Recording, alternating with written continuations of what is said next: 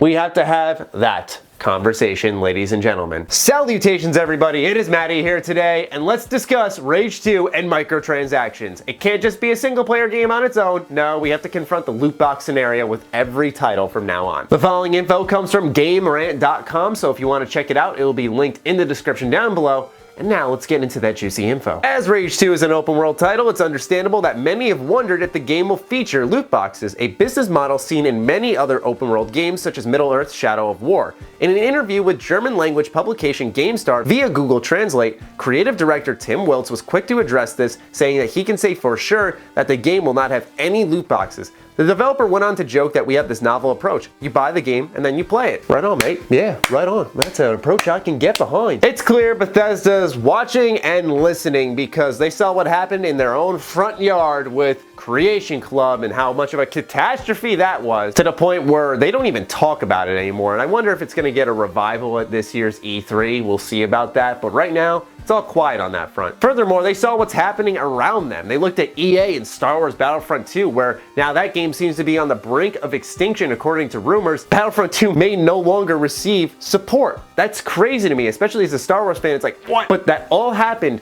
through a loot box controversy. This game had so much going for it, and I personally had enjoyed it. So Bethesda sees that. Bethesda sees what happens with Shadow of War and how that's a single player open world game. It was an established IP that did well the first time around. It had, once again, a lot going for it. But the loot box controversy came in. There was a lot of issues with the title, and all of a sudden, fan controversy. Something that a lot of developers are trying to avoid, specifically id, Avalanche, and the publisher, Bethesda. The reason for that is obvious. Not only is it just bullshit they don't want, but of course, when you look at Rage, a series that wasn't expected to be revived, its first entry, it got mixed reviews. It doesn't have much of a leg to stand on. So if they start saying, yeah, we got microtransactions, they're shooting themselves right in the foot, and any excitement I would have had for the game and any excitement that a lot of folks out there would have for the game would be killed. With that said, according to the Bethesda net post about Rage 2, there is loot in the game of some kind. I don't know if it's weapons, upgrades, parts for upgrades, or something along those lines, but there is loot, and that's why this next statement has me a smidge concerned. However, just because Rage 2 will not feature loot boxes does not mean the game will not feature microtransactions, another business model that has also been criticized by some. In the interview, Wiltz also revealed that the game will follow the games as a service approach.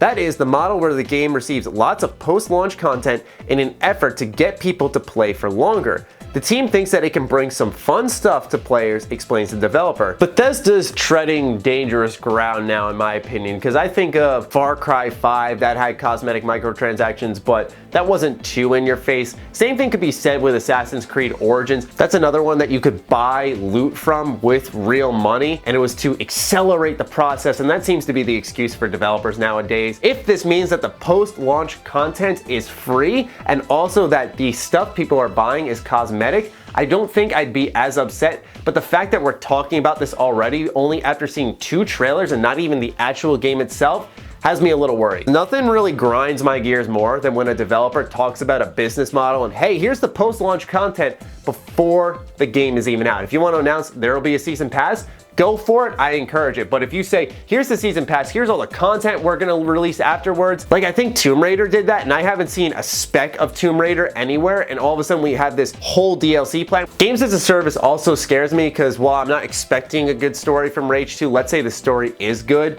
and then they cut it off so that they can tell it in a later DLC, it's like, please, no. And that's why, while I don't think there's a lot of reason to be concerned, I think Bethesda is smart enough to see the mistakes of other companies around them, which is why they're saying no loot boxes. And specifically, the developer only talked about post-launch content, so hopefully it's just a DLC thing. Because if I quickly scan through my head, Dishonored, Doom, Wolfenstein, The Evil Within, I can't think of any in-game content like the Assassin's Creed Origins or Far Cry 5 examples that I used earlier that are present in those games. It's something I'm hoping to learn more about down the line, but I want to see more of the game too. Games as a service is an ugly phrase, and when he used that, that's when I got concerned. If he said, yeah, we're just looking to do post-launch content, I have a totally different perspective on the whole thing. What do you think? I think that microtransactions are bad. Me too, big guy. Mwah. That'll do it for this video. Let me know what you think about Rage 2 and microtransactions in the comments down below. Other than that, follow me on Twitter, like me on Facebook. Those links are in the description down below, along with my Patreon. Do consider supporting that as a fuels all the content we create here. Stay sexy, stay active. I love you all. Peace.